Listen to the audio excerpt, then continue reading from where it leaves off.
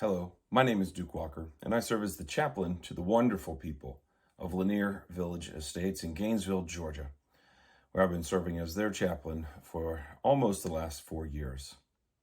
It's a privilege to be with you today and to reflect a little bit on our spiritual life that we have together with God. Today, I'd like to begin a new series of reflections on our spiritual life, and I would call them Seeing Through Glass Dimly. See, my wife and I, we recently adopted a child. And along the way in this series of devotions, you'll come to find out the name.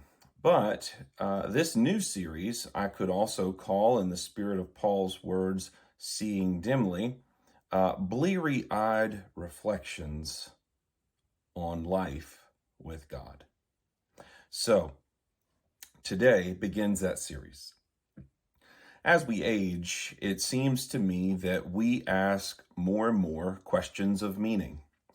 Why am I still here? Maybe you've heard others say that as well, like I have. Or what am I to do now after the career is done? Or even the question becomes, now that I am no longer able to volunteer, what's my purpose now? So, underneath of these questions, though, even as reasonable and normal as these questions are, underneath of them is another question, a deeper question, and that is God real? Is God involved and leading in our lives?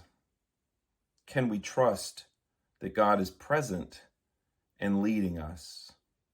See, until we answer that question, we'll continue to be consumed by the questions of meaning. So, ask the questions of meaning, but go deeper still and ask the question, is God real? Is God leading? Some people call that providence. And so I would tell you a little story about providence.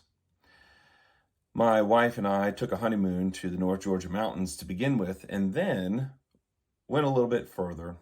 Told her to get her bags packed, that we were going to take another trip, and we went over to the country of Wales. Now, we knew nothing about Wales at the time, but we went over to this little peninsula on the Irish Sea and stayed in an old converted horse stable, totally made of rock, that had been turned into a bed and breakfast. It was a lovely place, a place just to be together. We knew nothing more than that, and as we drove into town, we saw that the name of the town was Nevin, Nefyn. And we thought to ourselves, it's a curious name, but thought no more of it. Had no thoughts of adoption at the time. Well, sometime later, once we were in this adoption process and getting close, we started thinking about a name again. And I said to my wife, I'm going to check out what that name of that town means. So I went back and looked. And as I looked it up, I found out that it wasn't just the name of a town. It was actually a name with real significance. And what it meant was holy or sacred in an endearing way, a sense of closeness to God's presence, to the holy. And when we discovered that, we thought, of course, and we both said almost simultaneously, I love it. This is what life is about. It's deeper than meaning. It's about coming to embrace that God is with us and leading us. And that's what we discovered at that moment in that little town, where we had no idea what would come 3-4 years later. That God was already in our life experience, leading us, though we knew nothing about it. And you can trust that as well, especially as you age. And so I would ask you today, how is God leading you right now in your life? What changes have you experienced? How is God present to you in these changes? Are you going through a transition right now, a loss of community and friends and a new resident in a new community? What's God's invitation to you now?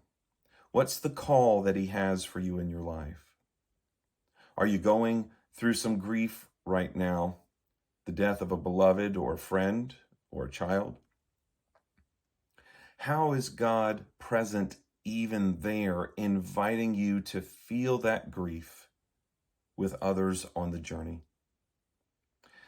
I'd commend you to the care of your chaplains in your communities and to seek them out, to explore these questions, and to know that God is involved, God is real, and God is leading you in your life, though you may know, like my wife and I, nothing about it at the time. It's been good to be together today. Take care, and we will continue to reflect on these bleary-eyed reflections with God over the next year with this newborn that we have. Exciting things to come.